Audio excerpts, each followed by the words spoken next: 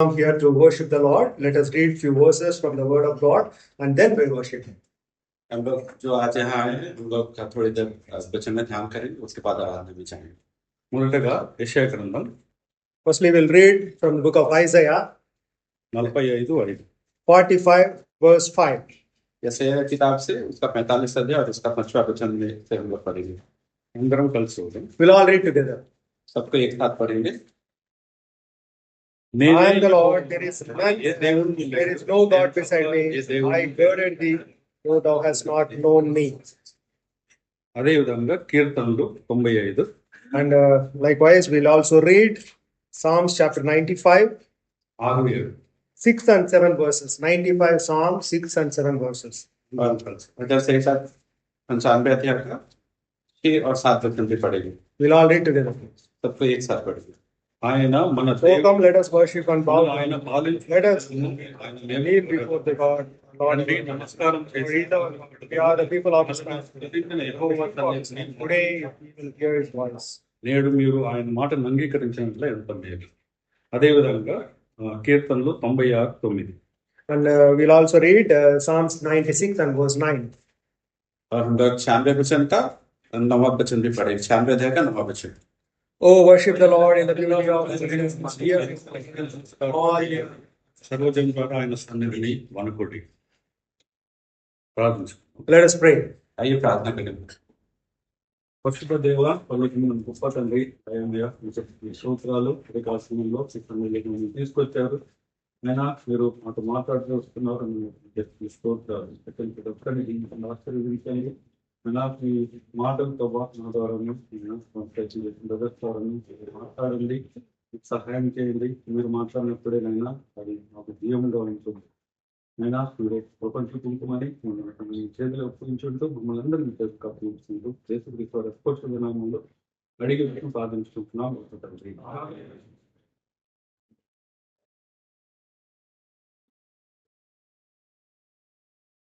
ఇక్కడ మనం చదివిన వచనాలు చూసినట్టయితే, Here if you see the verses which we read, यहाँ पे जो वचन हम लोग पढ़े हैं, నేను యెహోవాను, మరి ఏ దేవుడు లేడు, నేను తప్ప ఏ దేవుడు లేడు అని దేవుడు చెప్తూ వస్తున్నాడు. Here the Lord is saying that I am the Lord, there is none else, no one else other than me. यहाँ पे हम लोग पढ़े हैं कि परमेश्वर कहता है मुझे छोड़ और कोई दूसरा ईश्वर नहीं है. మానవులుగా మనము సృష్టింపబడినప్పుడు ప్రతి మానవుడు ఆరాధించడానికి సృష్టింపబడింది. And we are created by God in order for worshiping Him. और हम लोग परमेश्वर के द्वारा सृजे गए हैं कि हम उसकी आराधना करें. ఆ దేవుణ్ణి మనం ఎప్పుడైతే తెలుసుకుంటామో దేవుణ్ణి ఆరాధించడానికి ముందుకు వెళ్తూ ఉంటాం. When we know God, then we will go forward to worship Him. और जब हम परमेश्वर को जानते हैं तब हम उसकी आराधना करने के लिए आगे आते हैं. అదే ఆ దేవుణ్ణి తెలుసుకున్నప్పుడు మనం దేవుణ్ణి వదిలిపెట్టేసి మరి ఏదో ఒక దాన్ని మనం ఆరాధించడానికి ప్రయత్నిస్తూ ఉంటాం. If we don't know God, then we will leave God and we will try to worship any other thing which pleases us. और हम देखते हैं कि अगर हम परमेश्वर को नहीं जानते हैं तो हम और किसी चीज की आराधना करने की शुरुआत करते हैं जिसके द्वारा हमें आनंद आता है. మనం ఇక్కడ లోకంలో చూసినా లేకపోతే మన ఓన్ ఎక్స్పీరియన్సెస్ గా మనం చూసుకున్నా గానీ మనము ఏదో కొన్ని సమయాల్లో మనం చేసే ఉద్యోగాన్ని మనం ఆరాధిస్తూ ఉంటాం, లేక మన డబ్బుని ఆరాధిస్తూ ఉంటాం, లేదా కొంతమంది మనుషుల్ని మనం ఆరాధిస్తూ ఉంటాము. ఈ విధంగా మనము ఎవరిని ఇష్టపడుతూ ఉంటామో, ఎవరిని ప్రేమిస్తూ ఉంటామో, దేవుణ్ణి కాకుండా మనం ఆరాధిస్తూ ఉంటాం. If we see in this world, if we are not knowing God, then we start worshipping our job or money or people, and we try to worship the things or the persons who pleases us. और हम लोग देखते हैं कि यहाँ जो वचन से कि अगर हम परमेश्वर को नहीं जानते हैं तो हम अपने नौकरी को या अपने दोस्तों को आराधना करने लगते हैं जिसके द्वारा हमें आनंद आता है. ఈ విషయాన్ని బట్టి రోమపత్రిక 1:25 ఈ విధంగా ఉంది. And we see that in Romans chapter 1 and verse 25 like this. हम लोग इस प्रकार से रोमी 1 और उसका 20 वचन में पढ़ते हैं. అట్టివారు దేవుని సత్యమును change the truth of God into a lie and worship who is blessed వరకు ఆయన స్తోత్రాలు. అయితే ఇక్కడ మనం ఎప్పుడైతే సత్యాన్ని మారుస్తామో లేక మనం దేవుణ్ణి పక్కన పెట్టేస్తూ ఉంటామో అప్పుడు మనం ఏదైతే సృష్టించుకుంటూ ఉన్నామో వాటిని ఆరాధించడం స్టార్ట్ చేస్తాం. When we keep the when we keep the truth aside, and when we keep God aside, then we start worshipping the lie and the things which we create for our own selves. हम लोग देखते हैं कि अगर हम लोग सच्चाई को और परमेश्वर को अगर एक तरफ करते हैं तो हम जिस चीज को बनाते हैं उसकी आराधना करने लगते हैं. అదేవిధంగా మత్తయి సువార్త 6:24లో Matthew's Gospel, chapter 6, verse 24. మత్తయి 6 और उसका 24 वचन. ఎవడును ఇద్దరు యజమానులను దాసుడుగా నుండనేరుడు. No man can serve అతడు ఒకని ద్వేషించి ఒకని ప్రేమించును లేదా ఒకని పక్షంగా ఉండి ఒకని ద్వేషించును. మీరు and despise దేవునికి తిరిగాను serve God and సో ఇక్కడ బైబిల్లో మనకు చాలా క్లియర్ గా ఏం చెప్తూ ఉందంటే ఇద్దరు యజమానుల్ని మనము ప్రేమించలేము, లేక ఇద్దరు యజమానులకి మనం దాసులుగా ఉండలేము. The Bible clearly mentions here that we cannot be servants for two masters, or we cannot serve two masters alike. और हम यहाँ देखते हैं कि बाइबल हमें बिल्कुल साफ साफ बताती है कि हम दो स्वामी की सेवा नहीं कर सकते हैं. సో అందు నిమిత్తమై మనము మన జీవితంలో మన యజమానుడు ఎవరు అనే విషయాన్ని మనము గుర్తెరగాలి, గ్రహించాలి. That's the reason why we should know who is the master in our life. और इसलिए जरूरत हो जाता है कि हमें चाहिए कि हमारे जीवन में हमारा मुखिया या मास्टर कौन है. అదేవిధంగా కొలస్సీలకు రాసిన పత్రిక 3వ అధ్యాయం, Colossians chapter 3, కొలస్సీ उसका 3रा अध्याय 5-6 वचन 5-6 verses, please. और उसके 5वां 6वां 5वां और 6वां वचन అందరూ కలిసి We'll all read together Colossians chapter 3, verse 5 and 6. కొలస్సీ 3रा अध्याय 5वां और 6वां वचन को सबको मिलकर पढ़ेंगे. Mortify therefore your own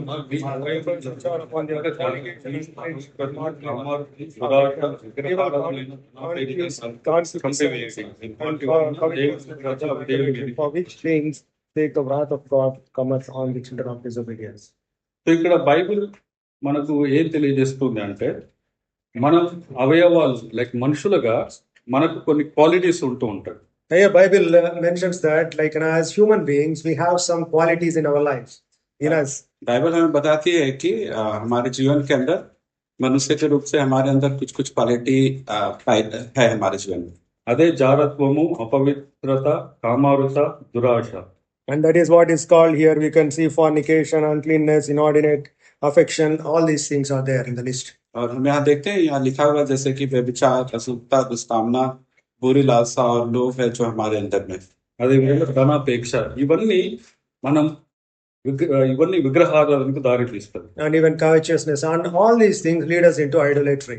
और हम देखते हैं कि और भी जो ये सारी चीजें हैं, ये सारी चीजें हमको व्यभिचार की तरफ ले जाती है. तो వీటిని బట్టి దేవుని యొక్క ఉగ్రత మన మీదకి వస్తూ ఉంటుంది. And because of this will the wrath of God comes upon us. और इन सब कारणों के कारण जो है परमेश्वर का जो रैथ है, जो परमेश्वर हमसे जैसे बदला लेने वाला क्रोध है, उसको दिखाता है.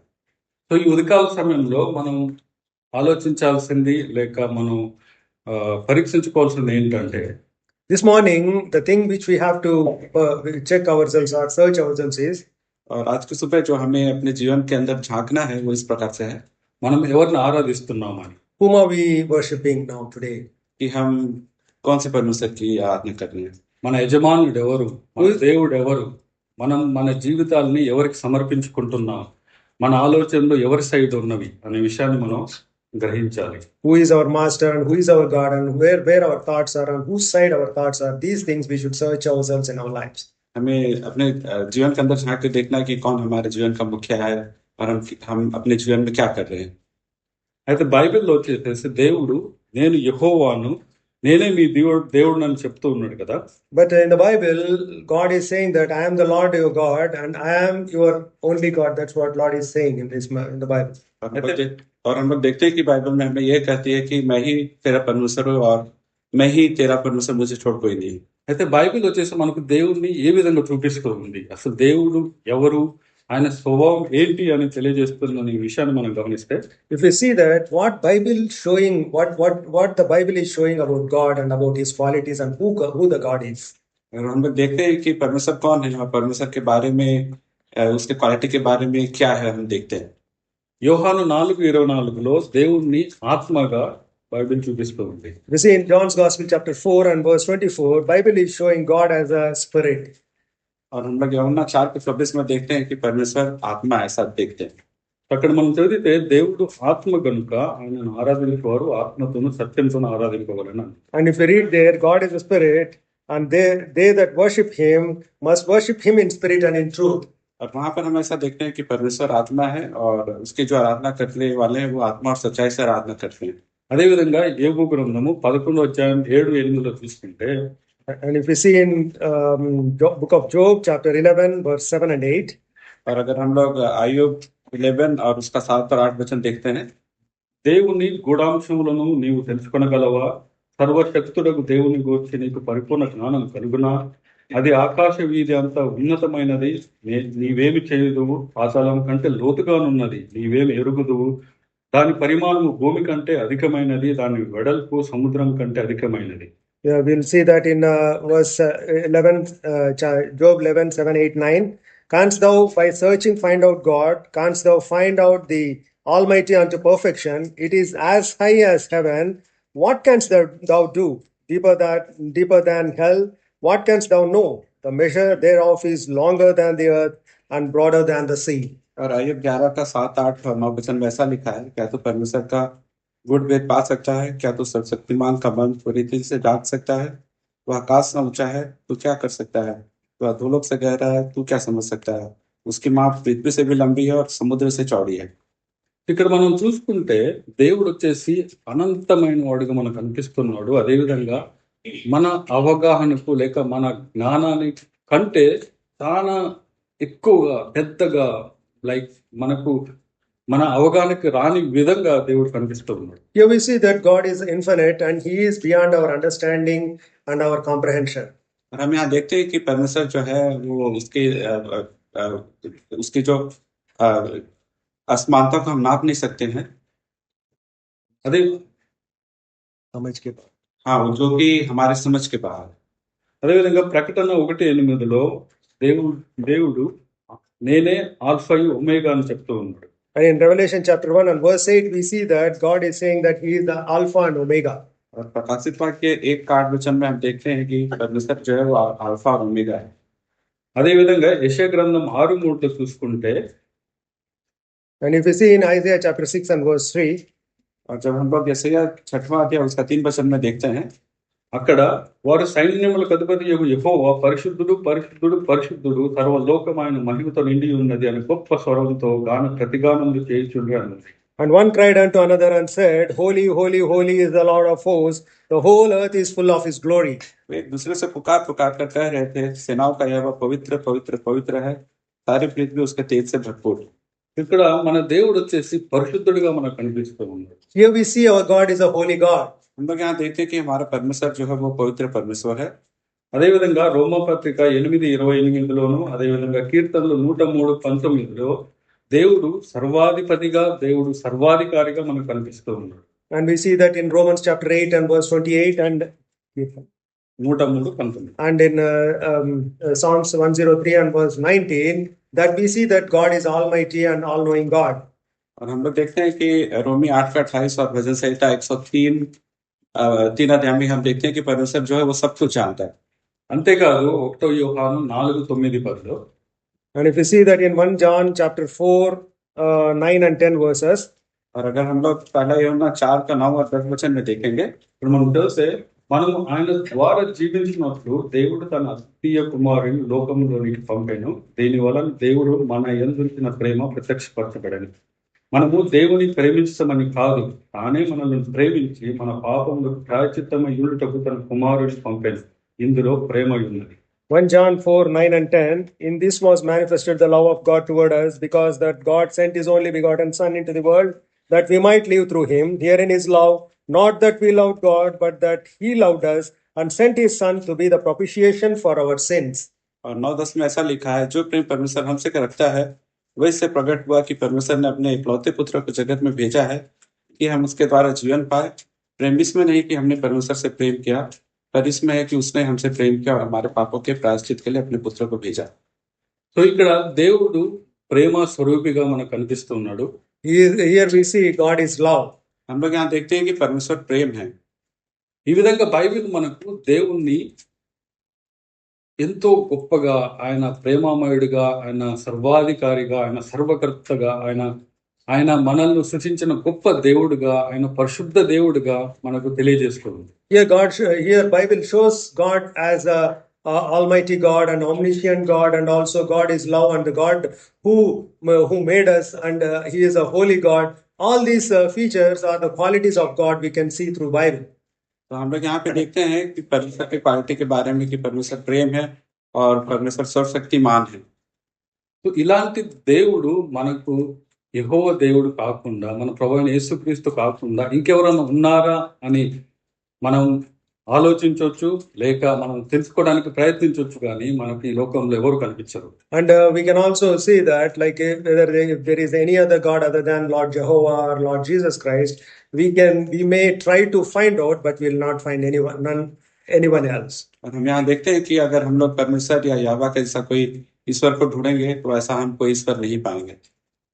సో అందుని బట్టి మన బాధ్యత ఏంటంటే, ఆయన సన్నిధిలోకి ఇలా కూడి వచ్చినప్పుడు ఆయన్ను యథార్థంగాను ఆత్మతోను సత్యంతోను ఆరాధించాలి. For that reason, when we come here to worship Him, our responsibility is to worship Him in spirit and truth. और इसीलिए कारण ये है कि जब हम यहाँ आराधना करने के लिए आते हैं तो हमें सच्चाई और आत्मा से उसकी आराधना करनी चाहिए. కీర్తనలు 100వ అధ్యాయం 3వ వచనం. Psalm 100, chapter 100 and verse 3. भजन संहिता 100 और उसका 3रा वचन.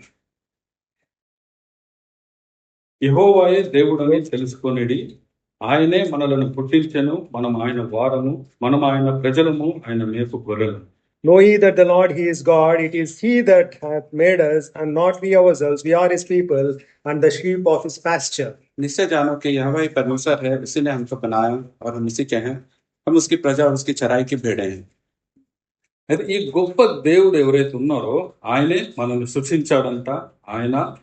మనము ఆయన వారని చెప్పేసి వాక్యం చెప్తూ ఉంది. అదే విధంగా మనము ఆయన మేపు గొర్రెలు అని చెప్తుంది. Here we see that the God who is a great God, He is the God who made us, and we are His people, and we are the sheep of His pasture. हम यहाँ देखते हैं कि परमेश्वर जो महान परमेश्वर है, उसी ने हमको बनाया और हम उसकी चराई की भेड़ें हैं. అందుని బట్టి మనం ఆయన ఆరాధించబద్ధులమై ఉన్నాం. For that reason we should worship Him. और ये कारण है कि हम परमेश्वर की आराधना करनी चाहिए. అదే విధంగా ప్రకటన 5వ అధ్యాయం. And likewise we'll see in Revelation chapter 5, 9-10, verse 9 and 10. Revelation 5 verse 9 and 10. और इसी प्रकार से हम लोग प्रकाशित वाक्य 5 अध्याय और उसका 9 और 10 वचन को भी देखेंगे. ఆ పెద్దలు, నీవు ఆ గ్రంథమును తీసుకొని దాని ముద్రలను విప్పుటకు యోగ్యుడవు, నీవు వధింపబడిన వాడవై నీ రక్తం ఇచ్చి ప్రతి వంశంలోను ఆయా భాషలు మాట్లాడు వారిలోను ప్రతి ప్రజలోను ప్రతి జనములోను దేవుని కొరకు మనుషులను కొని మా దేవునికి వారిని ఒక రాజ్యంగాను యాజకులను గాను చేసేది కనుక వారు భూలోకమందు ఏలుదురని కొత్త పాట పాడుదు. Revelation chapter 5 verse 9 and 10. And they sung a new song, saying, Thou art worthy to take the book and to open the seals thereof. For thou wast slain and hast redeemed us to God by thy blood out of every kindred and tongue and people and nation, and hast made us unto our God kings and priests, and we shall reign on the earth. प्रकाशित वाक्य 5वां अध्याय का 9 और 10 वचन. वे ये नया गीत गाने लगे, तो इस पुस्तक के लेने और इसके मुहरे खोलने के योग्य है, क्योंकि तूने वध होकर अपने लहू से हर एक कुल और भाषा और लोग और जाति में से परमेश्वर के लिए लोगों को मोल लिया है, और उन्हें हमारे परमेश्वर के लिए एक राज्य और याजक बनाए, और ये पृथ्वी पर राज्य करते हैं. సో ఇక్కడ మనం చూసుకుంటే మన దేవుడు మనల్ని సృష్టించిన దేవుడే కాదు, మనం ఆయన మేపు గొర్రెలమే కాకుండా, మనం ఎప్పుడైతే పడిపోయామో, మనం ఎప్పుడైతే నశించిపోతూ వచ్చామో, ఎప్పుడైతే మనము ఆయనకు దూరం అయిపోయామో, ఆయన మనల్ని వదిలిపెట్టలేదు. ఆయన ప్రేమను బట్టి మనల్ని విమోచించే మన విమోచనకర్తగా ఉన్నాడు. And it is when we see here, He is not only the holy God and not only our maker. When we see that when we are afar off and when we are in fallen condition, He did not leave us, but He came and He sought and saved us. और हम यहाँ देखते हैं कि जो परमेश्वर हमारा महान परमेश्वर है, जब हम अपनी अवस्था में गिरे हुए थे तो उसने आया और हमें संसार से अलग करके हमें बचाया. అందుని బట్టే ఆయన వధింపబడి ఆయన స్వరక్తాన్ని మన కోసం అని చెప్పేసి అర్పించి మనల్ని కొనటం జరిగింది. For that reason, He shed His own precious blood and He purchased us unto His own. और इसी कारण से उसने अपने लोगों के द्वारा हमें खरीद लिया. అయితే మనల్ని కొన్న తర్వాత మనల్ని ఆయన ఒక రాజ్యంగాను యాజకులుగాను చేసుకోవటం లేదు. And after purchasing us, he made us kings and priests unto himself. हम देखते हैं कि जब परमेश्वर ने हमें खरीद लिया तो फिर अपने सामने हमें ले लिया कि हमें రాజా మహాయాజక్ బనా. అదేవిధంగా కీర్తనలు 145 And Psalms 145, 14 నుంచి 16 వరకు. 14 to 16. भजन संहिता 145 उसका 14 से 16 वचन. अंदर कर We'll all read together. सबको एक साथ पढ़ेंगे. भजन संहिता 145 का 16. యెహోవా పడిన వారిని ఉద్ధరించువాడు, పడిపోయిన వారిని లేవనెత్తువాడు. Eyes of all wait upon thee, and thou givest them their meat. Thou openest thine hand and satisfiest the desire of every living thing. ఇక్కడ చూసుకున్నట్టయితే మనము ఆయన మన పోషణకర్తగా ఉన్నాడు. Here we see that our God is our provider. हम यहाँ देखते हैं कि परमेश्वर जो है हमें सारा चीज बनाकर देता है. तो దేవుడు మన సృష్టికర్తే కాదు, ఆయన మన విమోచనకర్త కూడా, ఆయన మన పోషణకర్త కూడా. God is not only our maker, not only our redeemer, but he is also our provider. हम देखते हैं कि परमेश्वर हमें केवल बनाने वाला और छुड़ाने वाला नहीं है, लेकिन परमेश्वर हमें तृप्त भी करता है चीजों को देकर. तो ఇందుని బట్టి మనం ఆయన ఆరాధించబద్దులమై ఉన్నాం. And for that reason we should worship our God. और यही कारण है कि हम अपने परमेश्वर की आराधना करनी चाहिए. तो ఇంత గొప్ప దేవుణ్ణి మనం ఏ విధంగా ఆరాధిస్తాం? How can we worship such a great God? हम परमेश्वर की ऐसे महान परमेश्वर की आराधना कैसे कर सकते हैं?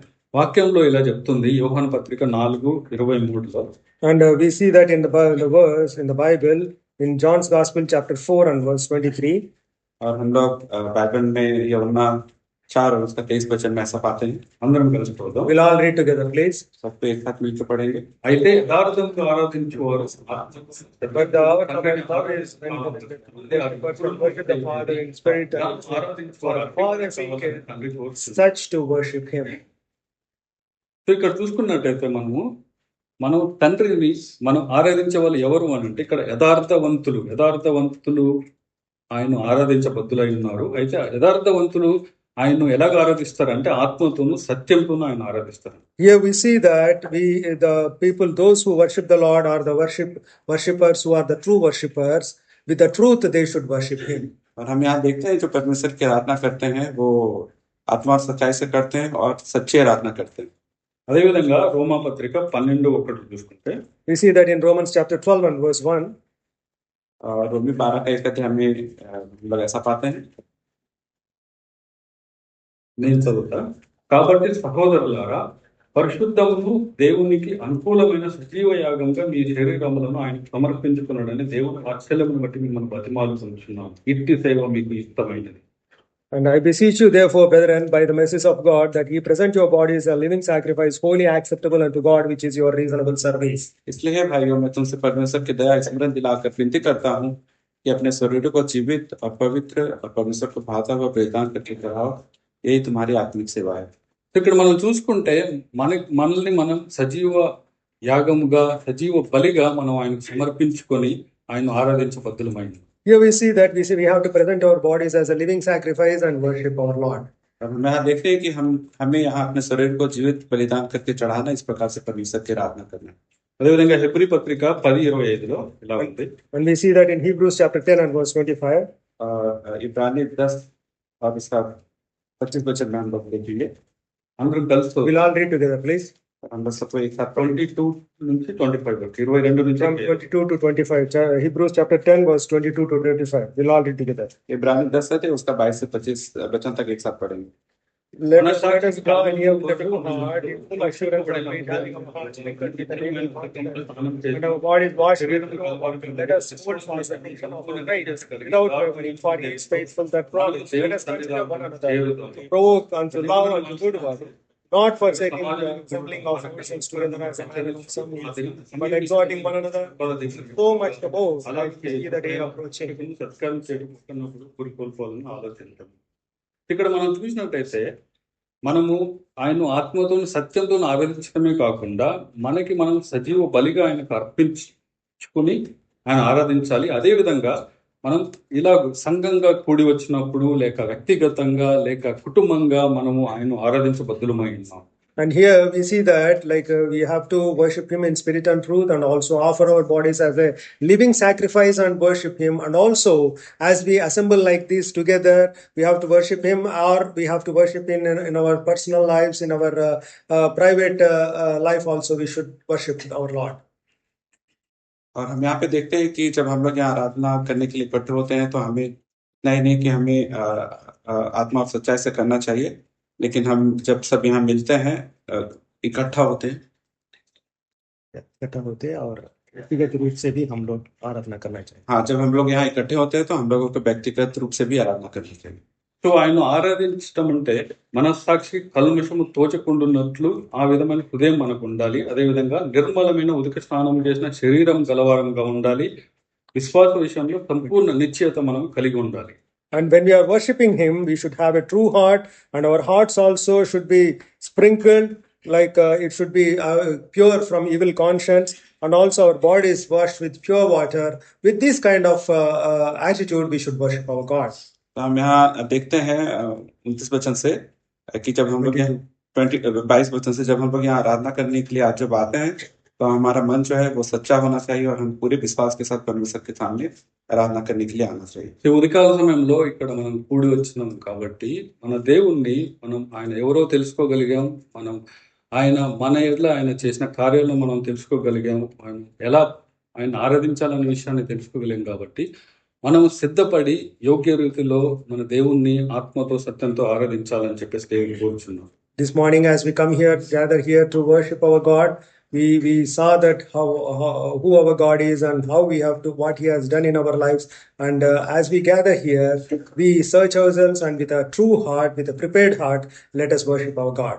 और जब आज हम इस सुबह देखते हैं कि परमेश्वर कौन है, परमेश्वर ने हमारे लिए क्या किया है, तो जब हम आराधना करने के लिए आते हैं तो हमें सच्चे और आत्मिकता के साथ आराधना करनी चाहिए. చివరిగా కొలస్సీ పత్రిక Lastly, we see Colossians 3వ అధ్యాయం chapter 3, కొలస్సీ 3వ అధ్యాయం 12 నుండి 17 వరకు 12 to 17. और उसका 12 से 17 वचन है. అందరూ కలిసి చదువుదాం. Let us all read together Colossians 3, 12 to 17. కొలస్సీ 3వ అధ్యాయం 12 से 17 वचन तक सबको मिलकर पढ़ेंगे. కాగా దేవుని చేత